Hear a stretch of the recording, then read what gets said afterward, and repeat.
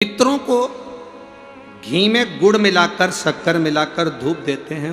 वो धूप का प्रारंभ कहां से हुआ वो समझना।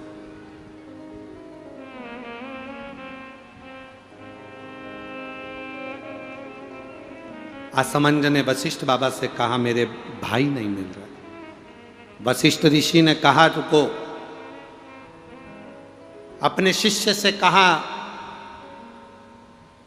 नंदनी गाय का जो गोबर का कंडा बना है, छेना बना है, उसको लेकर अलोना गोबरी उसको ला। कंडे को लाया गया।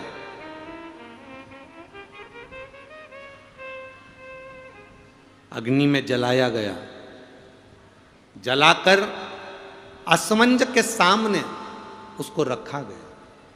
उसमें नंदनी गाय के दूध का घी बनाकर उस कंडे पर छोड़ा गया। कंडे में से जो धुआं निकला, जो धूप निकली, जो तरंग निकली, जो सुगंध निकली, वशिष्ठ बाबा ने असमंज से कहा सुनो, ये तरंग, ये धुआं, ये गंध इस कंडे की, गाय के गोबर के कंडे की, उस घी की तरंग जहां जा रही है वहां तुम जाओ। इस तरंग, इस सुगंध के पीछे पीछे जाना, तुम्हें तुम्हारे भाई प्राप्त हो जाएंगे। असमंज उस तरंग सुगंध के पीछे पीछे पीछे पीछे पीछे पीछे खुशबू लेते हुए सुगंध धुएं के पीछे पीछे जाने लगा।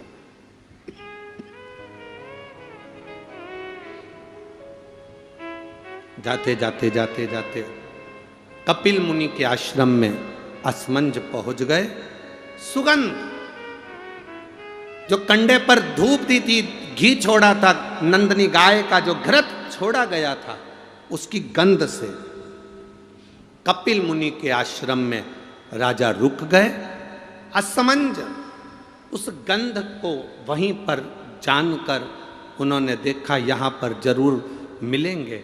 तब कपिल मुनि मिले और कपिल मुनि से मालूम पड़ा कि मेरे 60,000 भाइयों ने कपिल मुनि पर घोड़े के चोरी का, अश्व की चोरी का इल्जाम लगाया था। अश्वमेध यज्ञ के अश्व की चोरी का इल्जाम लगाया था, इसलिए ये 60,000 कपिल मुनि के आश्रम में जलकर भस्म हो गए।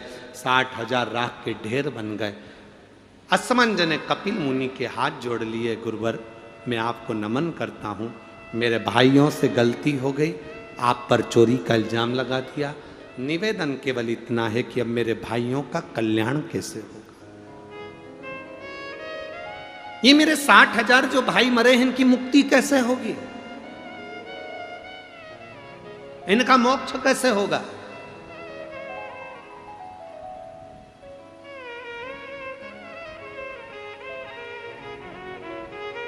कपिल मुनि ने कहा ब्रह्मलोक से गंगा पृथ्वी पर लेकर आना। गंगा का जल जब कपिल मुनि कहते हैं मेरे आश्रम में आएगा, तो ये 60,000 राख के ढेरों का कल्याण गंगा का जल कर जाएगा। ये गंगा का जल 60,000 राख के ढेर का उद्धार कर जाएगा। गंगा का जल लाना चाहिए। असमंज, गंगा जी लाने में समय लगेगा, पहले तुम तुम्हारा घोड़ा लेकर जाओ, अश्व लेकर जाओ और तुम्हारे पिता सगर से अश्वमेध यज्ञ की पूर्णाहुति करवाओ, उसके बाद में गंगा लाना। अश्व लेकर असमंज चले, पर असमंज घर नहीं गए, वशिष्ठ बाबा के घर पर पहुंच गए।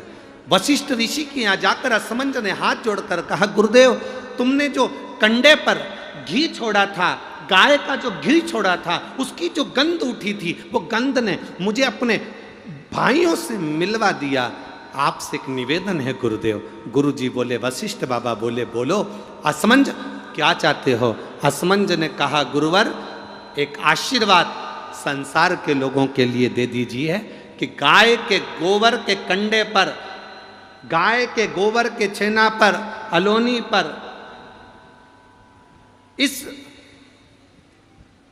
कंडे पर जो घृत गाय का घी छोड़ेगा या गुड़ शक्कर उस पर छोड़ेगा, उसकी गंध उसके पितरों को तृप्त कर दे और पितरों का आशीर्वाद उसके घर पर मिल जाए। ये मुझे वर दीजिए, ये मुझे वर प्रदान करिए। आप लोगों में से कितने लोग हैं जिनके घर में कंडा जलाकर धूप दी जाती है? हाथ हिलाओ जरा। सभी लोग हैं, बहुत सारे। ठीक है, रखिए रखिए रखिए, जरूरी है।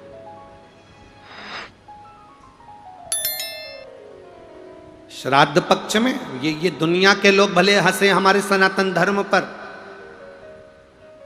दुनिया के लोग भले हमारे सनातन धर्म पर उंगली उठाएं कि कंडा जलाकर धूप छोड़ने से क्या पूर्वजों को मिल जाती है, घी शक्कर छोड़ने से क्या हमारे पूर्वजों को प्राप्त हो जाती है। दुनिया के लोग कितना भी हंसें, दुनिया के लोगों को ये ज्ञान होना चाहिए कि गाय के घी में, गाय के कंडे में जब अग्नि तपती है और गाय का घी जब कंडे पर डलता है तो हमारे पूर्वजों को वो तरंग प्राप्त होकर हमें वर प्राप्त होता है और हमारे जीवन का कल्याण होता है, हमारे जीवन का सुख प्राप्त होता है।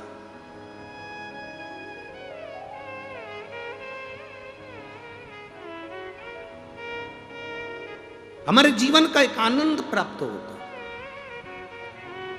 गोपितर शिव महापुराण की कथा कहती है, फल मिलता है।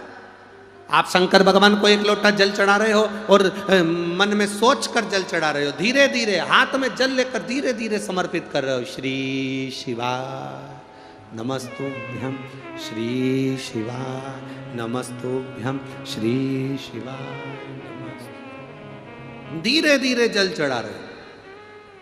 कई लोग कहते हैं कि शंकर जी पे चढ़ा हुआ जल क्या महादेव को प्राप्त होता है? क्यों नहीं होता? क्यों नहीं होता? आप दिल से, ये एक पत्र आया देखिए। आरती के बाद कपूर क्यों जलाया जाता है? शिव महापुराण की कथा कहती है, आरती होने के बाद मंदिर, देवालय, शिवालय, पूजन, कथा, सत्संग में कपूर जलाने का एक कार्य इसलिए है, कपूर अश्वमेध यज्ञ की पूर्ण आहुति का फल प्रदान करता है और हमें अश्वमेध यज्ञ का फल मिलता है, इसलिए कपूर को आरती के बाद जलाया जाता है।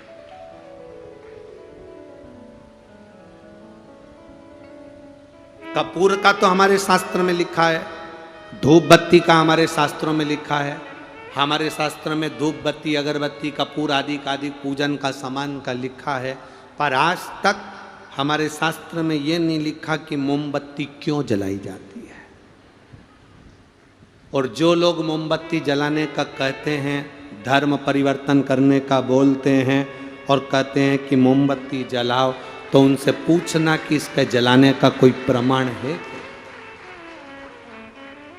मोमबत्ती जलाने का कोई प्रमाण है क्या? हमारे पास कपूर जलाने का प्रमाण है, गाय के गोबर का कंडा जलाने का प्रमाण है, गाय का घी अग्नि में डालकर जलाने का प्रमाण है, तिल, जौ, धूप जलाने का प्रमाण है, लकड़ी संबिता जलाने का प्रमाण है, हमारे यहाँ धूप बत्ती जलाने का प्रमाण है, पर हमारे यहाँ पर मोमबत्ती जलाने का प्रमाण नहीं है। हमारे सनातन धर्म का आनंद पाने का प्रमाण। कोई कितना भी लोभ दे, कोई कितना भी लालच दे, कोई कितना भी समझाए तुमको और कहे कि इस धर्म को छोड़ो, सनातन धर्म को, मंदिर जाना छोड़ो, हमारी ओर आओ, उससे कह देना तू मेरे यहाँ आना छोड़ दे, पर मैं मंदिर जाना नहीं छोड़ूंगी, क्योंकि शिव ने मुझे दिया, शंकर ने मुझे प्रदान किया। और यह विश्वास कहता है, शिव महापुराण की कथा का विश्वास कहता है, जितने लोग कथा में आए हो आप लोग, कुछ ना कुछ मेरे शंकर भगवान ने तुमको जल चढ़ाने पर, पशुपति व्रत करने पर कुछ ना कुछ जरूर दिया होगा, तो तुम कथा में पहुंचे हो, नहीं तो कौन आता साहब? क्यों आएगा? किस लिए आएगा? उसने दिया तो आप। महाराज, अरे लुटा दिया भंडार काशी वाले, कर दिया माला माल काशी वाले, ये उसकी कृपा से मिला है, हमको क्या मिल प्राप्त, ये उसने करुणा करी। तुम लोग बड़ी जल्दी तैयारी कर लेते हो तुरंत।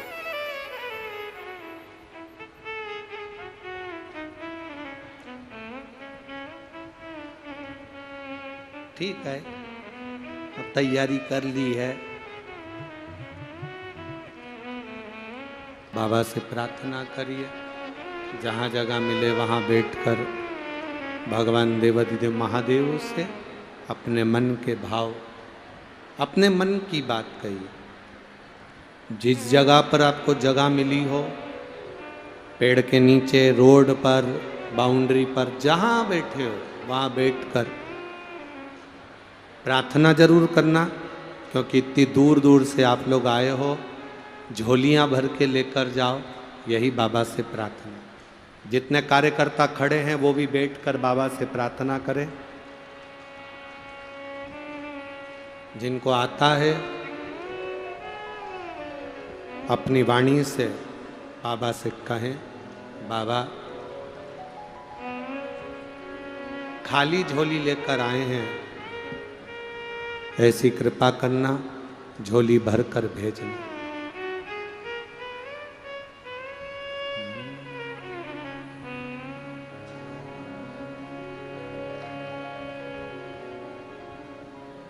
श्री शिवाय नमस्तु,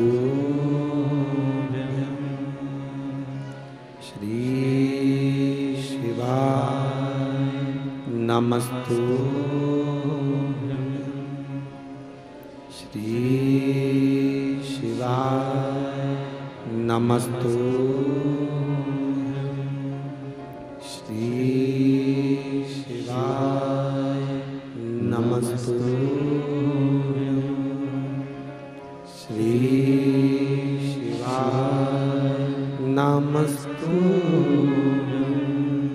भोला सब दुख काटो हमारा, ओ भोला सब दुख काटो हमारा। शिव शंकर जपो तेरी माला, भोले बाबा जपो तेरी माला, भोला सब दुख काटो हमारा, ओ भोला सब दुख काटो हमारा। वेश है मंगलकारी, वेश है मंगलकारी, शमशान वासी हमारा,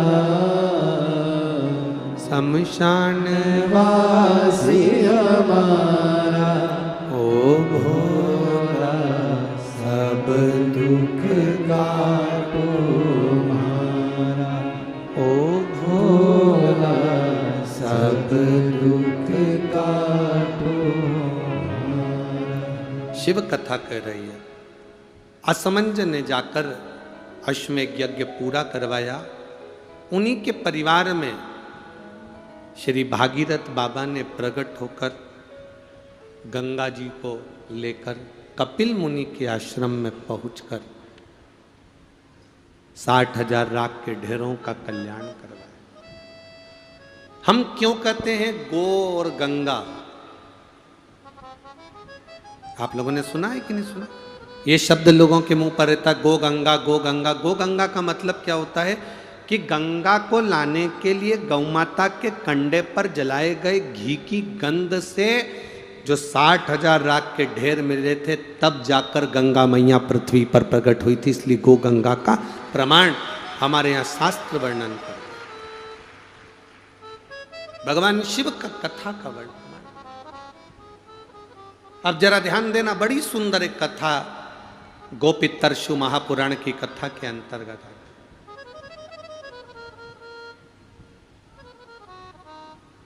श्राद्ध पक्ष में जो गौ माता के विवाह की इस पवित्र कथा को जो सुनता है, उसके पितर कभी नरक नहीं भोगते, वो देवलोक में प्रधान पहुंच जाते, देवलोक में पहुंचते।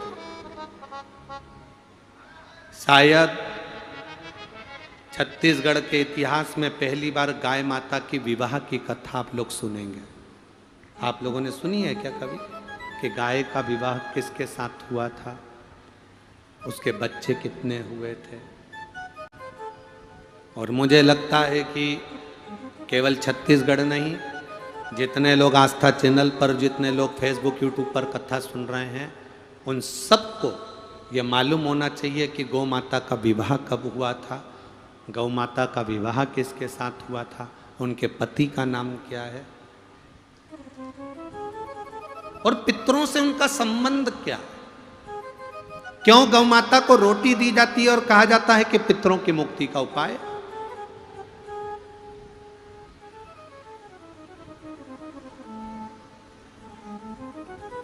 क्यों गौ माता को रोटी देकर पितरों के कल्याण की बात करी जाती है?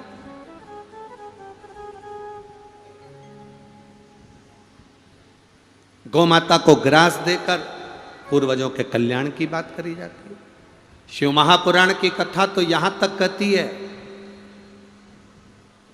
आपके पास में श्राद्ध करने के लिए कुछ भी नहीं है, 16 श्राद्ध में अगर आपको एक ब्राह्मण को भोजन कराने के लिए धन भी नहीं है, किसी बहन बेटी को देने के लिए कुछ भी नहीं है, अगर 1 रुपया भी आप अन्नदान में नहीं कर सकते हो, तो शिव महापुराण की कथा कहती है कहीं घास लगी हो, उस घास को हाथ से नोच कर खींच कर गाय माता के अगर मुख में भी दे दिया जाए तो पितरों को श्राद्ध के बराबर फल प्राप्त हो।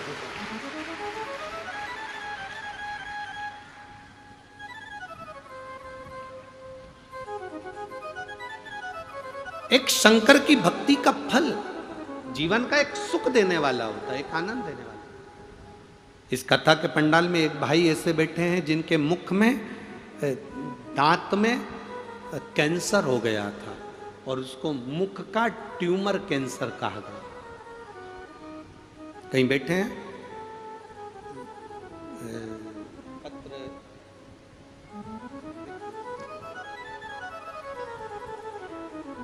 जानकी बाई साहू, ग्राम दारा, जिला बेमतरा, छत्तीसगढ़ की रहने वाली हूँ। कहीं बैठी हैं? अगर कहीं बैठी हो तो हाथ हिला सकती हैं। आप ही हैं? दोनों हाथ हिला दो एक बार।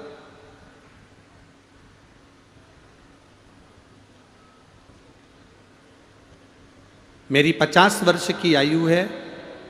मैं ट्यूमर कैंसर का नाम रोग हुआ जिसके लिए बहुत सारे हॉस्पिटल में गई, अलग अलग जांच कराई।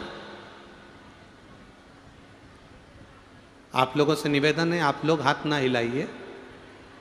कैमरे वाले अगर कैमरा दिखाते हैं तो केवल जो खड़े हैं उन पर उनका फोकस रहे।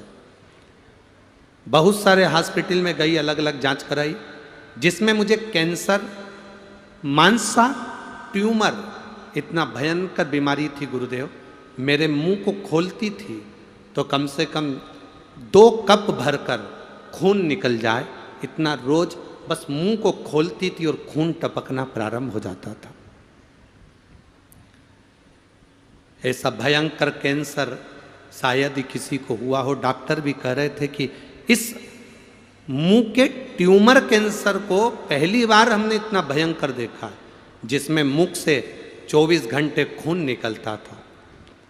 जीभ के ऊपर हिस्सा, दांत के पास का हिस्सा पूरा सड़ चुका था, जिसमें से खून बहता था। गुरुदेव, डॉक्टर ने कहा था तुम्हारे मुंह को काटा जाएगा, मांस और दांतों को पूरा निकाला जाएगा और इस कैंसर के लिए थेरेपियां होंगी। पर इसका डॉक्टर छत्तीसगढ़ में नहीं है। ये डॉक्टरों ने कहा, बड़े से बड़े डॉक्टर को दिखाया तो कहा बाहर से डॉक्टर को बुलवाना पड़ेगा, वो इसका ऑपरेशन करेगा। तुम्हारी स्थिति ठीक नहीं है, तुम्हारा शरीर भी ऐसा नहीं कि तुम इस ऑपरेशन को झेल सको। गुरुदेव डॉक्टर को जांच कराकर वापिस आ गई, क्योंकि डॉक्टर को बाहर से बुलाने के लिए पैसा चाहिए था, इतना मेरे पास में नहीं था। मुंह में से रात खून की धार लगातार बहती थी, भोजन कर नहीं सकती थी, बहुत तकलीफ में आ गए। उसके बाद एक दिन टीवी पर चैनल बदलते बदलते कथा आ गई, जिसमें आपने पशुपति व्रत के बारे में कहा, और एक लोटा जल और एक बेलपत्री शंकर भगवान के पास में जहां बैठते हो, बेलपत्री की पत्ती का मुख अपनी तरफ करना, डंडी का मुख तुम्हारे सामने होना चाहिए, वो वाला प्रयोग करा गुरुदेव। और बाबा की चढ़ी हुई बेलपत्र खाना प्रारंभ करी। पूरे मुंह में से खून बहता था। बाबा से कहती थी तेरी बेलपत्र को या तो खून में रख या जिब्हा में रख, ये तेरी मर्जी है। गुरुदेव महादेव की उस बेलपत्र का क्या गुरुदेव क्या वर्णन करूं। ये मेरी तीसरी कथा है गुरुदेव जो पंडाल में सुन रही हूं। बाबा को प्रार्थना कर कर जमीन को हाथ लगाकर जाती थी, कथा की भूमि को मुख पर फेर कर जाती थी। बेलपत्री बाबा की चढ़ी हुई खाती थी। श्री शिवाय नमस्तुभ्यम कथा के पंडाल में बोल कर जाती थी। आज मेरे मुंह का पूरा कैंसर समाप्त हो गया, खून बहना बंद हो गया। और डॉक्टर को जांच कराई तो डॉक्टर कहता है अब आपका कैंसर नहीं है। ये शिव तत्व है। अब ठीक हो बहन? एक बार तुम्हारा चैनल के माध्यम से मुख खोल कर दिखाइएगा। चैनल वाले कैमरा क्लोज करेंगे और एलईडी पर आप सब लोग उस मुख का दर्शन करेंगे जिससे खून लगातार बहता था। श्री शिवाय। एक बार मुख खोलकर बड़े भाव के साथ चेहरे पर हाथ लगाकर बताओ, शिव तत्व की प्राप्ति का यह अनूठा आनंद। हर हर। बैठिए बहन, बैठिए। श्री शिवाय नमस्ते। एक बहन और बैठी है, बैठ जाओ बहन। नंदनी वर्मा, पति शैलेंद्र वर्मा, ग्राम गोंडी, जिला दुर्ग से आई हैं। कहीं बैठी हैं? कहीं बैठी हुई हैं? कहीं बैठी हो तो हाथ हिला सकती हैं। दिख गई क्या? कहाँ पर है? अच्छा पीछे है। बच्चे को लाइयो। गुरुदेव 5 साल डॉक्टरों को दिखाया, 6 साल दिखाया, 7 साल डॉक्टरों को दिखाया, 8 साल दिखाया, संतान का सुख नहीं था। 9 साल डॉक्टरों को दिखाया, संतान का सुख नहीं था। टेस्ट में भी करवाया, 11 साल निकल गए, संतान का सुख नहीं था। 12 साल निकल गए, संतान का सुख नहीं था। 14 साल निकल गए, संतान का सुख नहीं था। 16 साल निकल गए, संतान का सुख नहीं था। तब 17वां वर्ष आया। एक बार टीवी पर कथा सुनकर सफेद आंकड़े की जड़ को कमर में बांधा, पशुपति व्रत करा, पंडाल में बैठकर कथा सुनी, झोली पसार कर बाबा से आप श्री शिवाय नमस्तुभ्यम बोलते हो, बाबा से प्रार्थना कर कर गई और गर्भ ठेरा। बाबा की कृपा से संतान का सुख प्राप्त हुआ। मैं बच्चे को लेकर आई हूं, प्रणाम करती हूँ। हर हर। बच्चे को थोड़ा सा ऊंचा कर दो, हाँ दिख जाएगा। कैमरे वाले आप बच्चे को दिखा दें एक बार। हर हर महा। बैठिए। श्री शिवाय नमस्ते। शिव तत्व की प्राप्ति है। बोल बम का नारा है। अरे लुटा दिया भंडार। बैठिए। कर दिया माला माल काशी वाले। शिव तत्व कह रहा है। गो पितर शिव महापुराण की कथा कह रहे।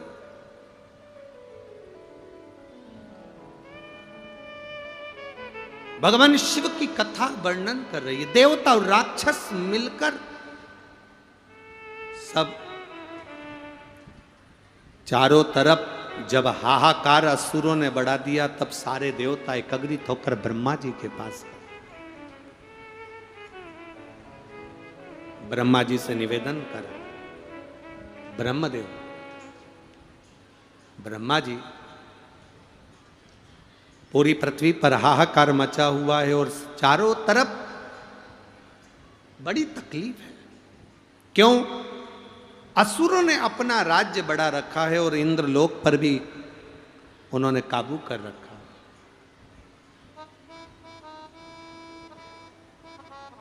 इंद्रलोक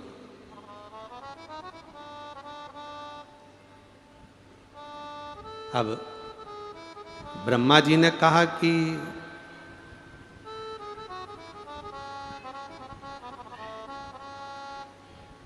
क्या चाहते हैं, ये असुरों का राज्य कम हो जाए, देवताओं का राज्य फिर स्थापित हो जाए, धर्म की अधर्म का, प्राणियों में विश्व का।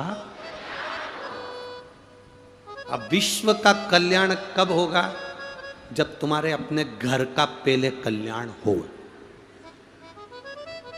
हम अंदर से दुखी हैं, हम अंदर से तकलीफ में हैं, हम अंदर से कष्ट में हैं और हम विचार करें कि विश्व का कल्याण हो जाए।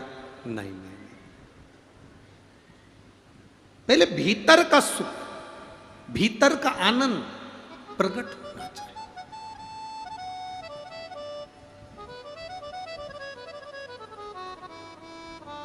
एक बहुत सुंदर बात अपने जीवन में उतारना कि अगर भोजन नहीं पचता ना तो बीमार कर देगा। भोजन नहीं पचेगा तो क्या करेगा? बीमार कर देगा। धन, सुख, संपदा भगवान दे दे और वो नहीं पचता। कई लोगों को धन नहीं पचता है, अहंकार आ जाता है, गलत जगह पर जाना चालू कर देते हैं, गलत मार्ग की ओर चले जाते हैं। भोजन नहीं पचता तो बीमार कर देगा। धन, सुख, वैभव आने पर नहीं पचता तो वो पापी कर देगा। पाप कर्म करवाए, गलत काम करवाए।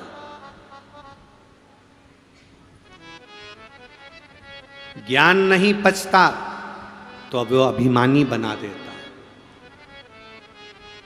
किसी किसी व्यक्ति को बहुत ज्ञान हो जाता है, बहुत शास्त्र पढ़े होते हैं, बहुत वेद पढ़े होते हैं, उसको संस्कृत का एक एक शब्द आता है, उसको एक एक पुराण की एक एक लाइन आती है, वेद कंठस्थ हैं, सब कुछ आता है उसको। वो बड़ा ज्ञानी बन गए। पर ज्ञान प्राप्त करने पर पचना भी तो चाहिए। रावण भी तो ज्ञानी बन गया था, पचा।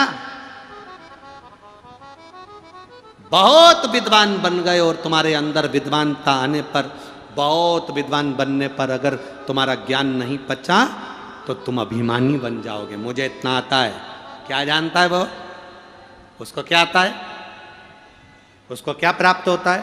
संस्कृत बोलना आती नहीं, एक शब्द आता नहीं, वेद शास्त्र पुराण जानता नहीं, केवल अपनी अपनी बात कहता। मतलब तुम ज्ञानी और ज्ञानी पुरुष बनने के बाद तुम ज्ञान को पचा नहीं पा रहे। जिसका ज्ञान पचता नहीं वो अभिमानी बन जाता है। अभिमानी। ज्ञान की सबसे बड़ी परिभाषा होती है, ज्ञानी व्यक्ति हमेशा झुककर चलता है, प्रणाम कर कर चलता है और भी जो मिलता जाए उसको बटोरता चलता है। ये ज्ञान की सबसे बड़ी आनंदता। भोजन पचेगा नहीं तो बीमार कर देगा, सुख पचेगा नहीं तो पापी बना देगा, ज्ञान पचेगा नहीं तो अभिमानी बना देगा। महाराज, बात पचेगी नहीं तो चुगल खोटा बना देगी। अगर बात नहीं पचेगी, अंदर बात पच नहीं पाएगी तो तुम्हें चुगलखोर बना देगी। तुम्हारे को बात नहीं पची ना, किसी ने कहा, एक पति ने अपनी पत्नी से कहा, देख मेरे को भी बहुत जोरदार एक सोने की अंगूठी मिली है पर तू किसी को बताना मती। अब उसके पेट में तो दर्द हो रहा, पच नहीं रही। वो पानी भरने गई, पड़ोसन ने पूछ लिया, आज तेरे चेहरे पे बड़ी प्रसन्नता दिख रही है, बस बता नहीं सकती। अब ये बोलने की जरूरत है, ये बता नहीं सकती। आखिरी में पड़ोसन ने खोद खोद के पूछ लिया और इसने कह भी दिया, तो किसी से बोलना मत, कथा में गई थी तो सोने की अंगूठी मिली थी। अब वो बात फेल। भोजन नहीं पचता, बीमार कर देता है। सुख, वैभव, सत्ता, धन नहीं पचती तो वो पापी बना देती है। ज्ञान नहीं पचता तो अभिमान बना देता है। बात नहीं पचती तो चुगलखोर बना देता है। और दुख जिंदगी में आया और वो नहीं पचा तो हमें निराशवान बना देता है। दुख को जो पचा गया वो विद्वान श्रेष्ठ बन जाता, अग्रण्य हो जाता। दुख भी पचना चाहिए, दुख भी पचे।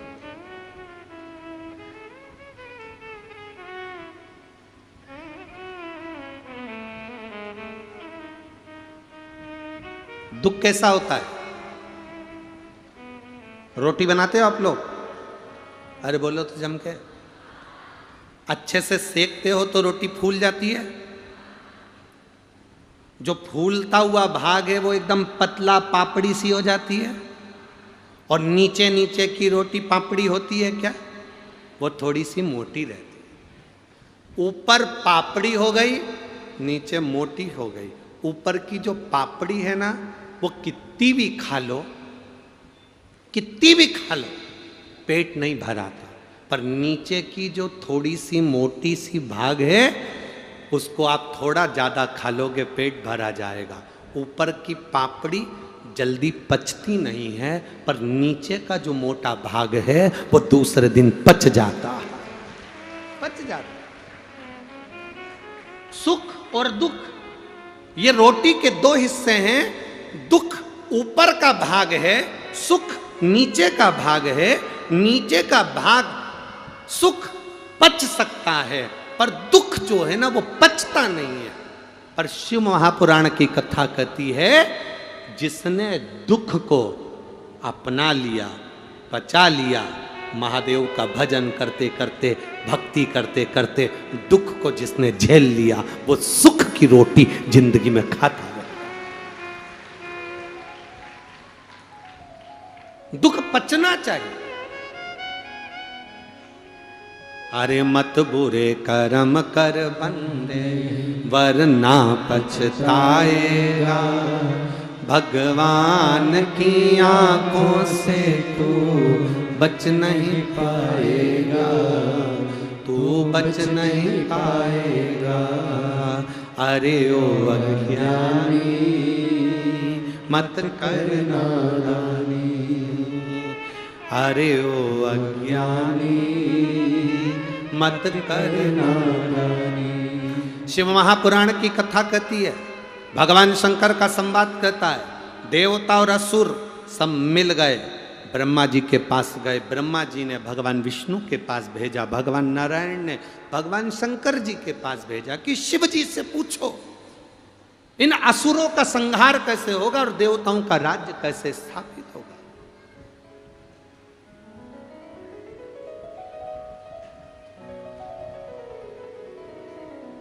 ब्रह्मा, भगवान विष्णु, इंद्र, वरुण, गरुण सब शिव जी की शरण में गए, हाथ जोड़कर प्रार्थना करी। शंभु शरणे पड़े मांगू घड़ी घड़ी, दुख काटो दया करी दर्शन। भगवान से प्रार्थना कर रहे हैं कि हमारे दुख को काट दीजिए। आप में से कितने लोग हैं जो शंकर जी के मंदिर रोज जाते हैं? हाथ उठाओ जरा, पीछे वाले भी। हाँ ठीक है, रखो रखो। आप में से कितने लोग हैं जो शंकर जी के मंदिर में झाड़ू पोछा लगा देते होंगे? हाँ ठीक है, रख लो रख लो रख लो।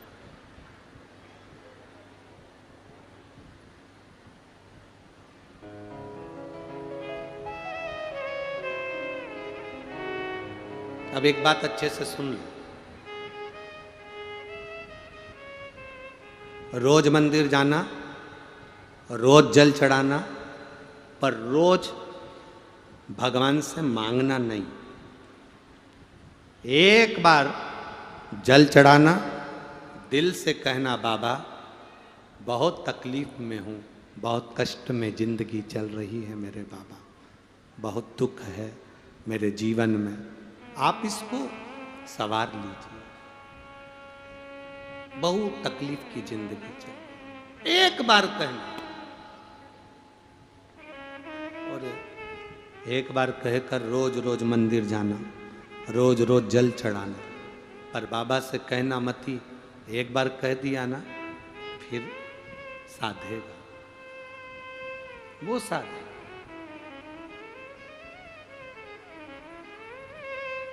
जितनी माताएं पेड़ के नीचे बैठी हैं, दुकानों में बैठी हैं, धूप में बैठे हो, गर्मी में बैठे हो, आप सब जब कथा के पंडाल से जाओ,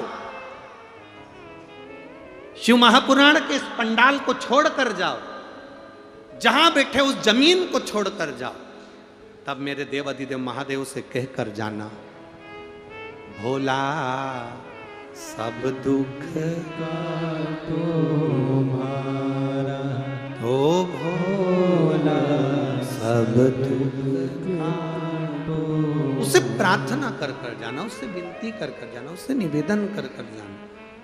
जब हम उससे प्रार्थना कर कर जाएंगे, विनती कर कर जाएंगे, निवेदन कर कर जाएंगे, तो वो सुनेगा।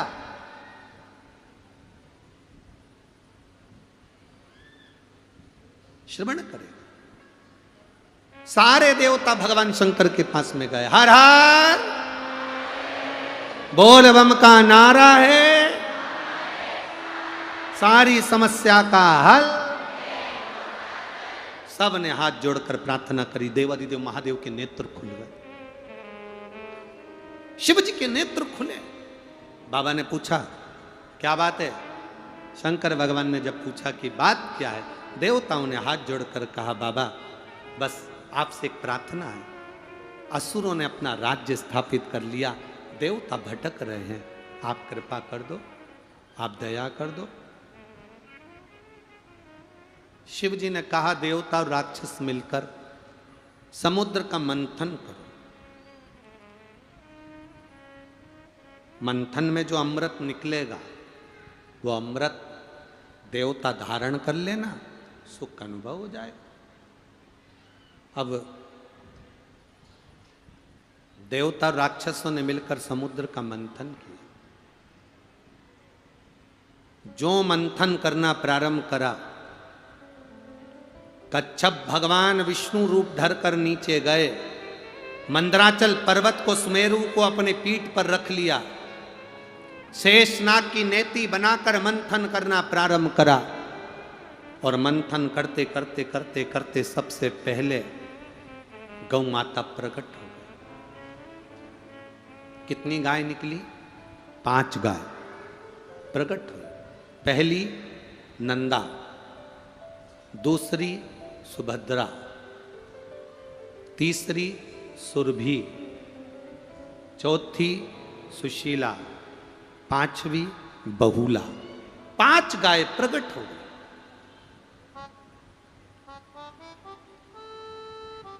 पांच गाय प्रकट।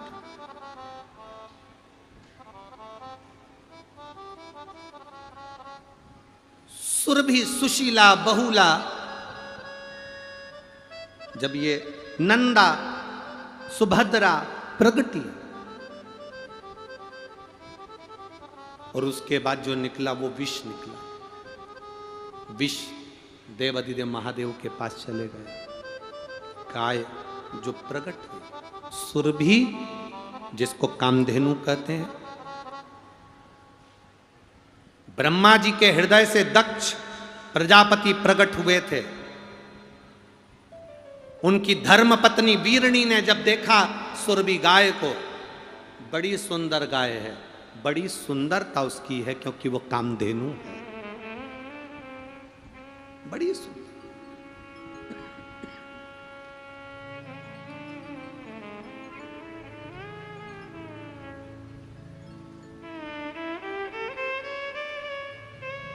आज के जमाने में इतनी सारी गौशालाएं खुली हैं, गौ माता की रक्षा की बात दुनिया के लोग करते हैं। प्रत्येक राजनीतिक मंच पर गाय माता की जय घोषणा होती है। गाय के लिए बहुत सारे नियम भी बनते हैं, गाय के लिए धन भी आता है, गौ माता की रक्षा के लिए बहुत पैसा भी आता है, पर गौ माता तक वो पैसा पहुंच नहीं पाता। बोलो री जीजियों, सही है कि गलत है? आता तो है पर गौ माता तक पहुंच नहीं पाता।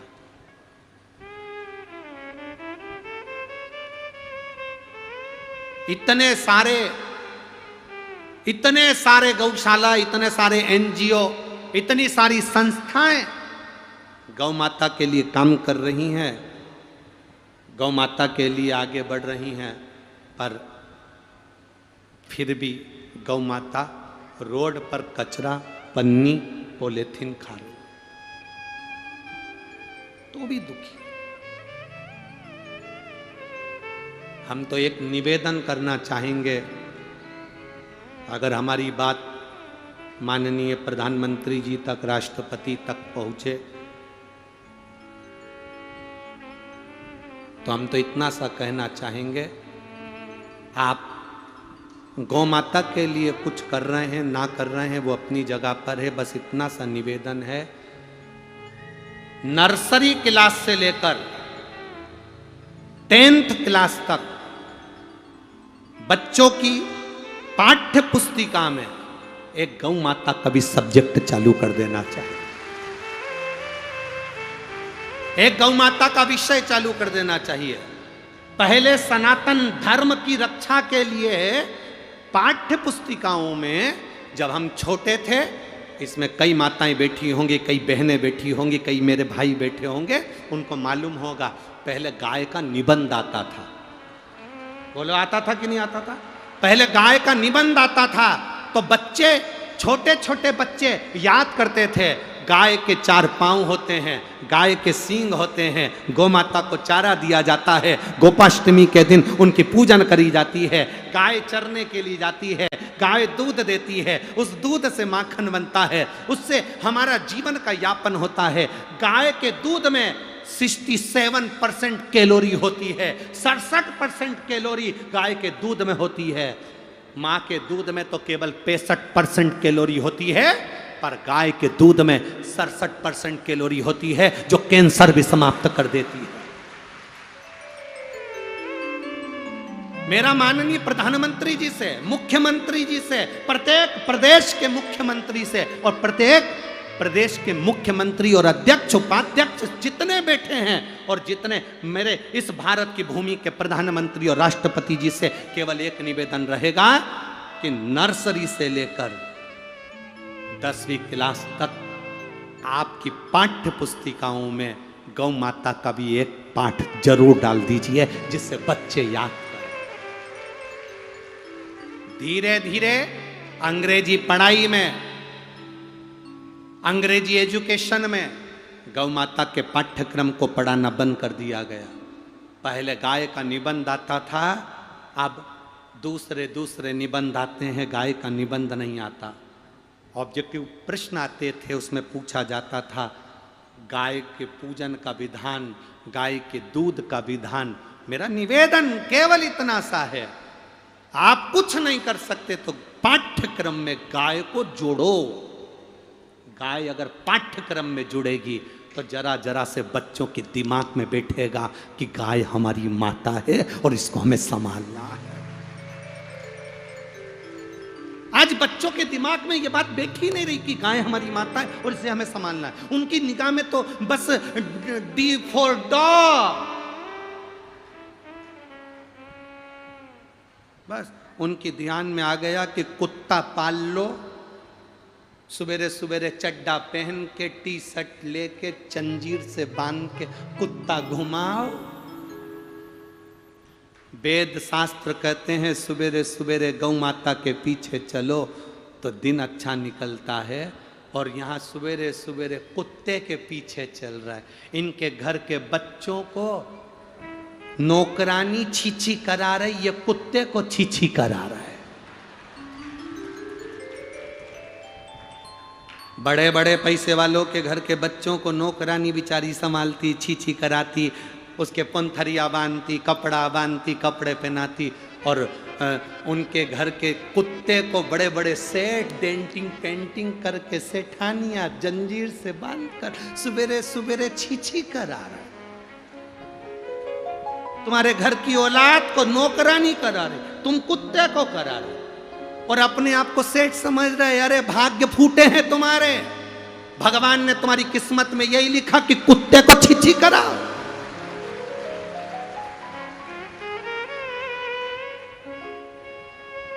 तुम्हारे भाग्य में लिखा भगवान ने कि सवेरे से उठना और कुत्ते को छीछी कराना, कुत्ते को घुमाना।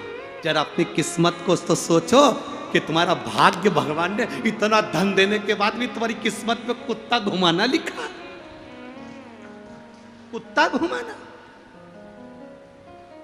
मेरा माननीय प्रधानमंत्री और राष्ट्रपति जी से बस यही निवेदन, और मुख्यमंत्री जी से भी यही निवेदन रहेगा कि आपके इस पाठ्यक्रम में एक पाठ गौ माता का जोड़ दीजिए, जिससे आने वाली पीढ़ी सनातन धर्म के लिए जागृत हो सके, तब सार्थक होगा।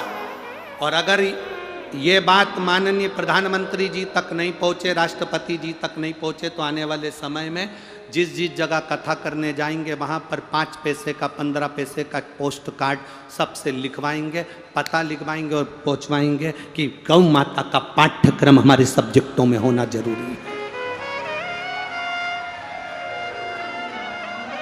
सनातन धर्म की रक्षा के लिए, वेद पुराण शास्त्रों की रक्षा के लिए आप गौ माता के लिए कुछ नहीं कर सकते, तो इतना करो कि बच्चे बच्चे के दिमाग में ये बैठ जाए कि गाय हमारी माता है और हमें इसकी रक्षा करना है। गाय के दूध से कैंसर समाप्त होता है, गाय के मूत्र से कैंसर समाप्त होता है, गाय के गोबर के कंडे पर पांव रखकर हल्दी डालकर बैठ जाओ तो शुगर का लेवल डाउन हो जाता है। गाय का एक एक शरीर का एक एक चीज हमारे जीवन को सुख प्रदान करने वाली, ये सीखे बच्चे, ये बच्चों को ज्ञान होना चाहिए, बच्चों को होना चाहिए सब्जेक्ट, चाहे वो अंग्रेजी में आए चाहे हिंदी में, पर उस सब्जेक्ट में गाय के लिए कुछ हो।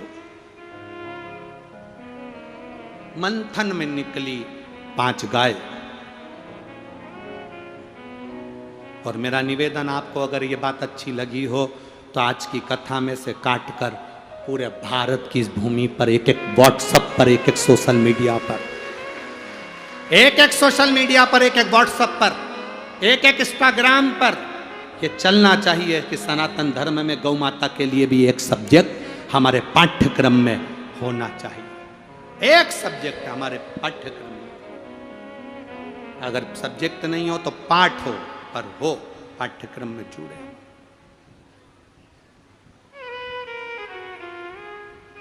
जुड़े। और महाराज शिव महापुराण की कथा वर्णन कर रही है। दक्ष प्रजापति की पत्नी वीरणी ने, दक्ष प्रजापति की 2 पत्नी थी, एक प्रसूति एक वीरणी। आप लोगों को एक बार वीरणी की कथा पहले कही है, सुनी है क्या आप लोगों ने? बोलो किस किस ने सुनी है रे? सबने सुनी है वीरणी की कथा। माता वीरणी का वर्णन एक बार कर चुके हैं, इसलिए उस प्रसंग को तो ज्यादा नहीं छेड़ेंगे, पर गोपितर शिव महापुराण की कथा में गौ माता के विवाह का जो प्रसंग बताया गया उसको हम धारण करें, उसको हम सुनें।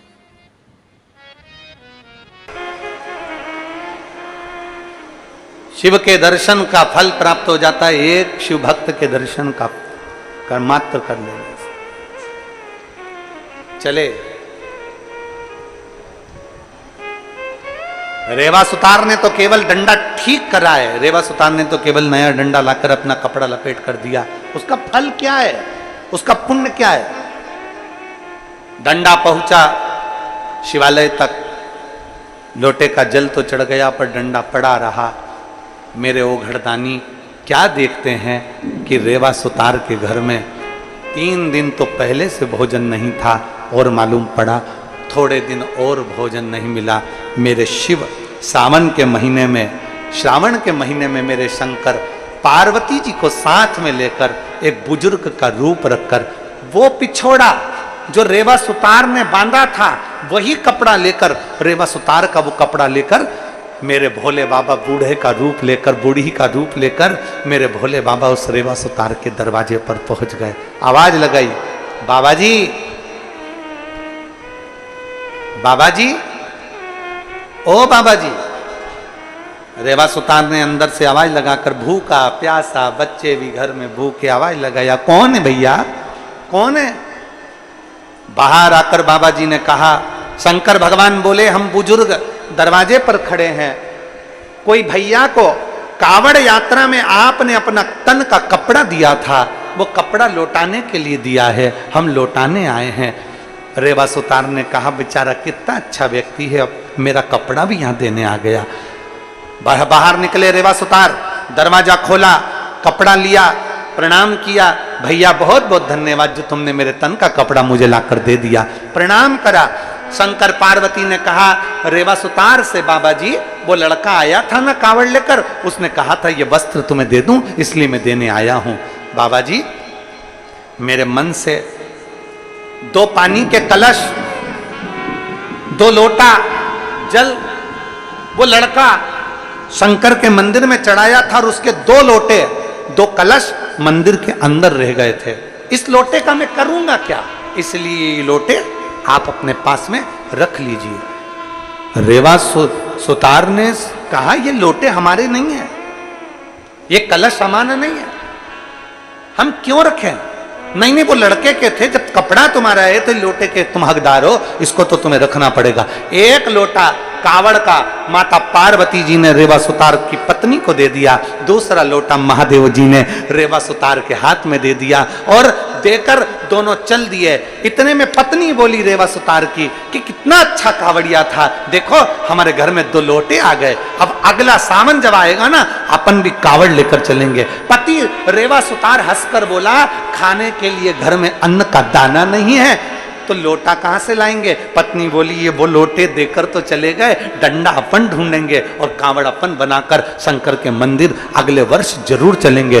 दोनों विचार कर लेते हैं, दोनों का विचार चला, कावड़ का दोनों लोटा अपने अपने पास में रख लिए।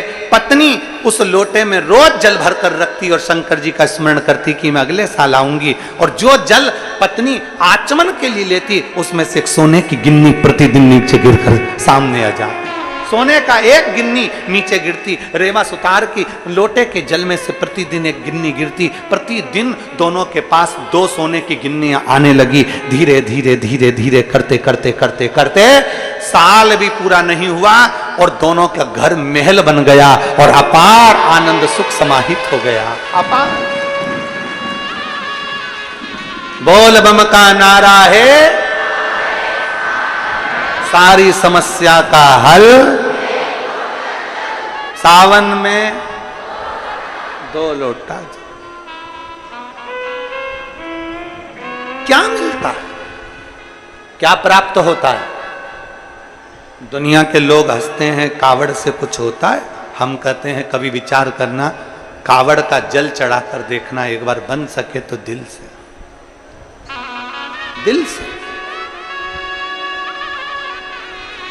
हमारे यहाँ तो 17 तारीख की सीहोर में कुबेर भंडारी की कावड़ है, सुबह 9 बजे। आप लोग जो नज़दीक वाले हैं दर्शन करना चाहते हैं वो दर्शन के लिए आए हैं, जो जल चढ़ाना चाहते हैं 11 किलोमीटर तक बाबा का नाम लेकर जल चढ़ा। क्या देगा वो लोटे के अंदर वो जानता,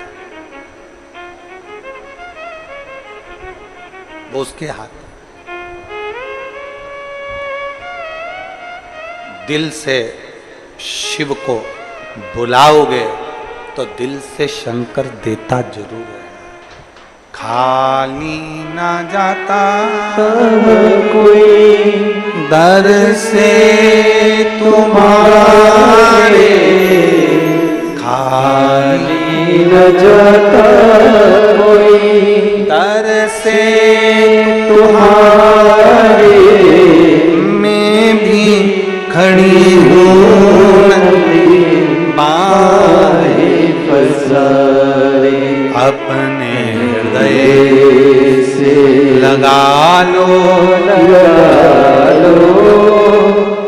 राजा रहा हो, उठालो उठालो। भोले अपने दर से अब तो न टालो, गिरी जा रही हूँ, उठालो। शिव को चाहने वाला, शंकर का गुणगान करने वाला कभी खाली नहीं रहता। आप शिव के मंदिर में जाकर एक लोटा जल चढ़ा रहे हो तो ये अंदाजा लगा कर रखना कि एक दिन तुम्हारे भी दरवाजे पर शंकर किसी ना किसी रूप में पहुंचेगा जरूर और तुम्हारा कल्याण करेगा। क्यों नहीं करेगा?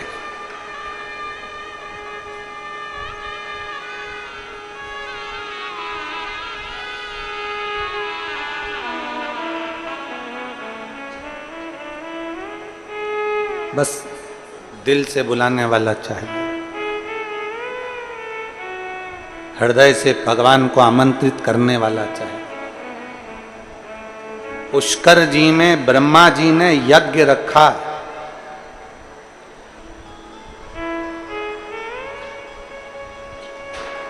पुष्कर जी में ब्रह्मा जी ने यज्ञ रखा, सबको बुलाया। मन में आया कि जिन शंकर भगवान ने मेरा शीश काटा था उनको आमंत्रित करूं कि ना करूं। विचार, उसको आमंत्रित करूं कि ना करूं। ब्रह्मा जी ने सबके पास निमंत्रण भेजा पर शिव जी के पास निमंत्रण नहीं भेजा। आखिरी में जब इंद्रदेव और भगवान देवऋषि नारद ब्रह्मा जी के पास में पहुंचे और ब्रह्मदेव से कहा, ब्रह्मा जी क्यों ऐसा काम कर रहे हो कि शिव को आमंत्रित नहीं कर रहे? राजा दक्ष ने यज्ञ रखा था और उस दक्ष के यज्ञ में शंकर को आमंत्रित नहीं किया गया था तो पूरा यज्ञ विध्वंस हो गया था। क्या तुमको मालूम नहीं? क्या तुम्हें ज्ञात नहीं है? क्या तुम जानते नहीं? शिव महापुराण की कथा कहती है, भीतर से अच्छे बनो, बाहर से तो अपने आप तुम अच्छे दिखने लगोगे। जब भीतर से अच्छे नहीं हो पाओगे तो बाहर से भी श्रेष्ठ नजर नहीं। अपने भीतर हम कितना अच्छा कर सकते हैं, हम जनमानस के लिए कितना कल्याण कर सकते हैं, हम जनमानस के लिए कितना श्रेष्ठता कर सकते हैं, ये अपने ऊपर निर्भर करता है।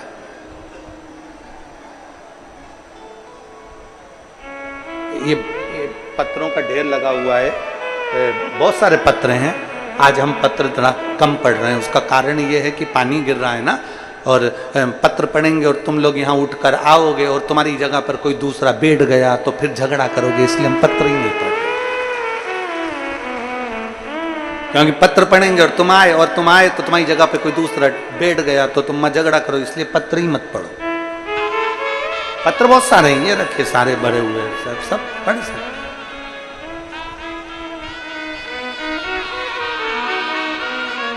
शिव तत्व है।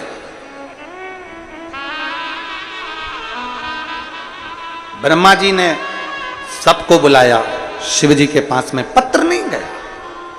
भगवान ओगरदानी के पास में कोई सूचना नहीं गई कि ब्रह्मा जी के यहाँ पुष्कर जी में यज्ञ है। शिव जी के पास कोई सूचना, कोई सूचना। अच्छा हो बुरा हो जैसा भी हो, शंकर की सूचना, शिव महापुराण की सूचना, या शंकर का कोई पूजन हो, शिव का कोई अभिषेक हो, शंकर का यज्ञ हो, शिव का आनंद हो, तुम्हारे घर में कोई अच्छा कार्य हो रहा हो, तुम्हारी पड़ोसन से कितना भी झगड़ा हो, तुम्हारे रिश्तेदारों से कितना भी झगड़ा हो, तुम शादी में भले किसी को बुलाओ चाहे मत बुलाओ, वो अपनी जगह पर है, पर तुम्हारे यहाँ अगर कोई धार्मिक कार्यक्रम हो रहा है तो किसी से कितना भी झगड़ा है उसको भी निमंत्रण जरूर पहुंचाओ कि हमारे यहाँ धार्मिक कार्यक्रम।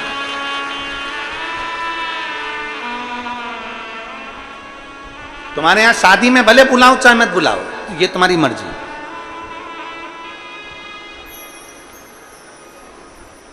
तुम्हारे बच्चे के विवाह में किसी को बुलाओ चाहे मत बुलाओ, तुम्हारी मर्जी है। पर तुम्हारे घर में अगर कोई कार्यक्रम हो रहा है, तुम्हारे घर में, तुम्हारे गांव में, तुम्हारे नगर में, तुम्हारे शहर में, तुम्हारे क्षेत्र में, तुम्हारे खेड़े में अगर कोई धार्मिक आयोजन हो रहा है तो जरूर सूचना दीजिए, जरूर। मैं श्री चंद्रकांत जी, श्रीमती पद्मनी साहू जी को, श्री भूपेन्द्र जी साहू जी को, श्री चंद्रशेखर जी को, धर्मेंद्र जी को, वीरेंद्र जी साहू जी को मैं धन्यवाद देता हूं। जैसे ये यजमान पद इनको प्राप्त हुआ, यजमान पद इनको प्राप्त हुआ, तो इन्होंने सबसे पहले अपने गांव में और अपने नगर में और अपने सारे रिश्तेदारों को सूचना करी कि शिव पुराण की कथा हमारे गांव गनौद में हो रही है, आओ शिव पुराण की कथा का लाभ लीजिए। ये कथा हो रही है और भगवान ने सौभाग्य दिया इस कथा के माध्यम से। ये हमारे ऊपर कहीं शिव की कृपा, कहीं शिव की उदारता हो रही है।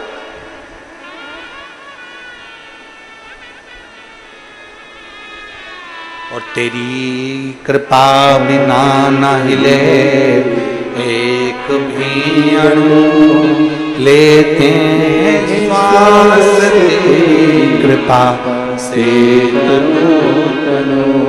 बखान क्या करूं मैं राखों के ढेर का, चपटी भभूत में खजाना कुबेर का। हे गंगाधार मुक्ति द्वार ओमकार तू, भोले ओमकार तू। आयो शरण में शंभु तार तार तू। बन सके किसी से झगड़ा है तुम्हारे घर की शादी में मत बुलाओ, किसी से विवाद है तुम्हारे घर के गृह प्रवेश में मत बुला। पर यदि धार्मिक कोई आयोजन हो रहा है, कोई अच्छा कार्य हो रहा है, कोई भगवत भजन हो रहा है, कोई स्मरण हो रहा है, कोई भगवान की भक्ति हो रही है, तो सबको सूचना दो, चाहे हमारे मित्र हो चाहे हमारे दुश्मन हो। मित्र हो चाहे दुश्मन,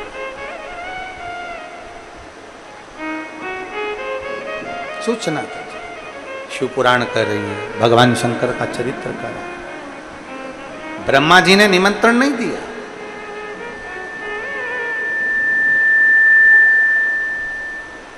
भगवान ब्रह्मदेव ने निमंत्रण नहीं पहुंचाया, पर इंद्रदेव ने देवऋषि नारद के कहने पर भगवान ब्रह्मा जी से विनती करी, आपसे निवेदन है पिता। देवऋषि नारद भी कह रहे हैं, देवऋषि नारद भी विनती कर रहे हैं, आपसे निवेदन है आप शिव को निमंत्रण दें। शिव को निमंत्रण, शंकर भगवान को निमंत्रण।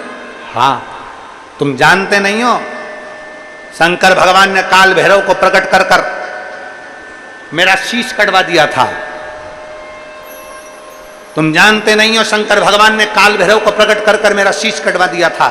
और तुम कहते हो कि पुष्कर में यज्ञ हो रहा है, तो मैं शिव को बुलाऊं, शिव को आमंत्रित करो।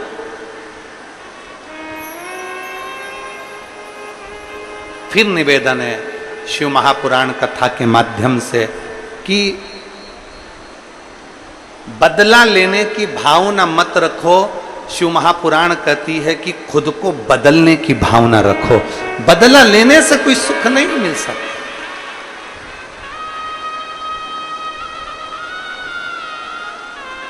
दो शब्द हैं, एक सब्र और दूसरी कद्र।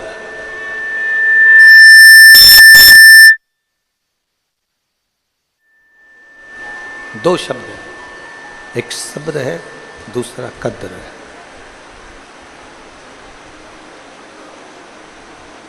दो शब्द हैं, एक सब्र, दूसरी कद्र। शिव महापुराण की कथा कहती है, अगर कोई काम नहीं हो रहा है, तुम्हारे वैभव नहीं आ रहा, तुम्हारी संपदा नहीं आ रही, कुछ तकलीफ है, तो थोड़ा सब्र रखो, थोड़ा भगवान शंकर की भक्ति करो, थोड़ा सब्र रखिए, थोड़ा समय का धैर्य इंतजार करिए, थोड़ा इंतजार जरूरी है, थोड़ा सब्र। थोड़ा सब्र रखो। और शिव महापुराण की कथा कहती है थोड़ा सब्र रखो, और सब्र रखने पर जब मेरा भोलेनाथ तुम्हारी झोली खुशियों से भर दे तो उछलना नहीं, दुनिया के लोगों की भी कद्र करना और जो दिया है उसकी भी कद्र करना। सब्र और कद्र दो शब्द, एक पहले सब्र रखिए।